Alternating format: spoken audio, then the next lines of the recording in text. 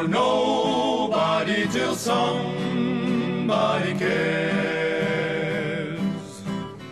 You may be king, you may possess the world and its gold, but gold won't bring you happiness when you're growing old.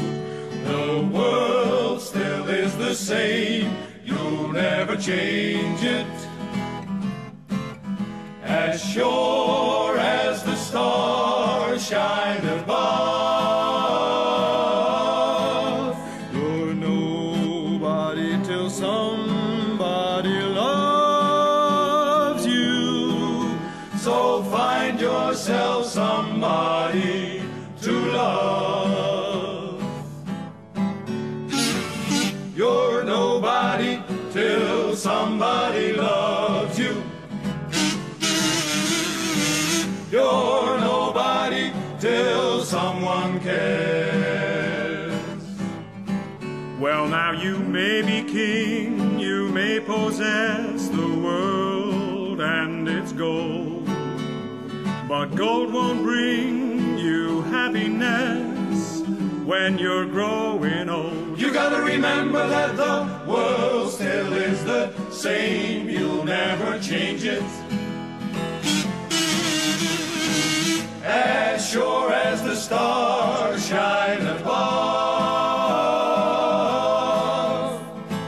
you're nobody till somebody loves you. So go out, look about and find yourself somebody to love.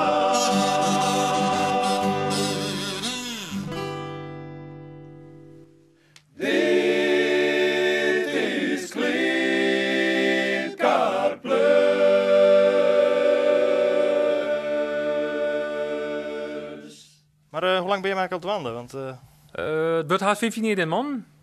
Ja, omtrent 15 jaar. Ja.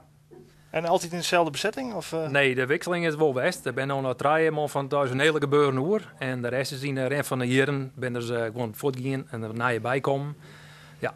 En hoe gaat het dan op een verjaardagsfeestje die eerst in praat denkt, hey, die had een goede toonhoogte die maar we gaan? Of, Nou, daar hebben ze Ayatollah voor. Ja.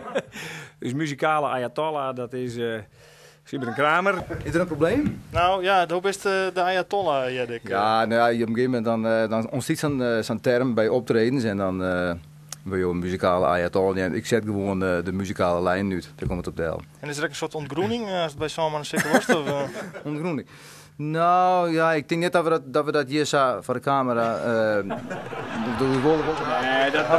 wat zit er op een ICD eigenlijk? Op een ICD is dit eigenlijk weer een mix van alles. We hebben het Friestalig erop staan en we hebben er Engelstalig op staan van de Mills Brothers bijvoorbeeld. Noemen ze erop staan. Dan wat West Coast muziek zit er dan op. Ja, dus je krijgt gewoon een hele brede uitspiegeling van wat wij zelf leuk vinden om te zongen. Ja, moest nog wat... Nee. Ik sluit me van harte bij deze vorige spreker. Hoe is er zo bijkomen om Close Harmony... Nou ja, de meerstemmigheid had altijd al mijn belangstelling aan. Ik ben eigenlijk een beetje begonnen als koordirigent. Ik heb een zangstudie gedaan en zo combineerde je die dingen. En de fascinatie van meerstemmigheid had er altijd geweest. En het verveelt ik nooit. En ik probeerde altijd mijn groepen zo de ultieme sound te krijgen in de meerstemmigheid. En dat is bij Samen als ik slag het daar steeds beter, omdat je natuurlijk een hele historie opbouwen in al die jaren. Als dan een hele jong naar zo'n jongende man is, al of net met gitaar en accordeon, dan is het wel prettig dat die man een varieerd mogelijk repertoire hebben. Want als dan op een gegeven moment dan best na een jaar horen, dan heeft het ongeveer wel eens een beetje. Ik denk net dat de kans dat die verveelste bij u heel groot is. Dus er is altijd wel wat te rijden. En ons dan... de